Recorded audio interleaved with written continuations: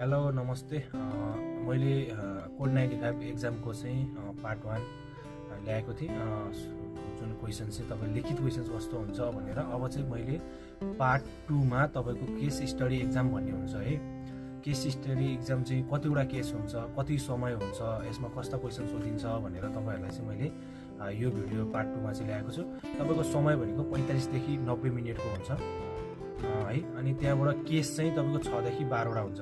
तपाईले EU भित्र चाहिँ तपाईले कोड 95 एक्जाम ड्राइभरको दिँदाखेरि सोधिने क्वेशन्सहरुको पार्ट 2 मा तपाईले केस स्टडी एक्जाम सिनेरियो परीक्षा भन्छ त्यो भित्रमा चाहिँ तपाईलाई सोधिने क्वेशन है। समय 45 देखि 90 मिनेटको हुन्छ र केस भनेको 6 देखि 12 को केस हुन्छ र प्रकार भनेको MCQ सर्ट लङ माथिको क्वेशनको आन्सर प्लस सर्ट आन्सर हुन्छ। पहिला के अनि तपाईको केस स्टडीमा कस्ता क्वेशन सोधिन्छ है।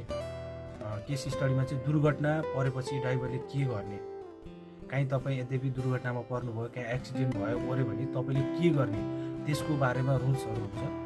के गर्ने के नगर्ने, अब नेपालको जस्तो टाप बस्ने भन्ने त हुँदैन हैन। भाग्ने ओर्ने भने त्यसको असर के पर्छ, तपाईले सहयोग गर्ने कसैलाई के गर्ने भन्ने हरेक कुरा क्वेशनहरु त्यहाँ हुन्छ। अनि अर्को भनेको ओभरलोडेड वा कार्गोहरु चाहिँ को जोखिमको बारेमा तपाईले ओभरलोड हाल्नु भयो ओर्नु भयो त्यस्तो बेलामा चाहिँ जोखिम हुँदाखेरि के हुन्छ असर हैन। अनि त्यहाँबाट खराब मौसममा ड्राइभ गर्दाखेरि के असर हुन्छ, के गर्ने र खराब मौसममा चाहिँ ड्राइभ गर्दाखेरि के गर्ने के नगर्ने भन्ने कुरा त्यो रुल्स हुन्छ र त्यो सम्बन्धी क्वेशन सोध्छ। र अर्को भनेको ट्र्यागोग्राफ म्युजिक है, भएको परिणाममा के हुन्छ, यस्तो परिणाममा चाहिँ तपाईले के गर्ने के हुन्छ है। अनि रेस्ट टाइम भएर नलिएर ड्राइभ गर्दा कानुनी असरहरु के पर्छ है। यिनीहरु भित्र नै तपाईलाई यो भित्रमा क्वेशन सोधिन्छ है। क्वेशन सोधिन्छ जुन केस स्टडीमा जम्मा 6 देखि 12 वटा केस हुन्छ है। 5 वटा केस त मैले भनिहालेँ, धेरै भने 6 देखि 12 को बीचमा केस चाहिँ यो केस भित्रमा चाहिँ तपाईलाई सोधिने हो।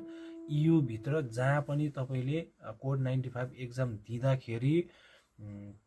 दिँदाखेरि मैले तपाईलाई बारम्बार भनिरहेको छु, भाषा मात्र ल्याङ्ग्वेज मात्र फरक हुने हो। एक्जामको रुल्स एन्ड रेगुलेसन र कानुनी प्रक्रियाहरु सबै एउटै हुन्छ। चाहे तपाईले फिनल्यान्डबाट दिनु, चाहे जर्मनबाट दिनु, चाहे नेदरल्यान्डबाट दिनु, चाहे तपाई पोल्यान्डबाट दिनु, सबै दिनु, मात्र भाषा र पैसामा चार्जहरु लाग्ने फरक हुन्छ, नत्र सबै एउटै हुन्छ है।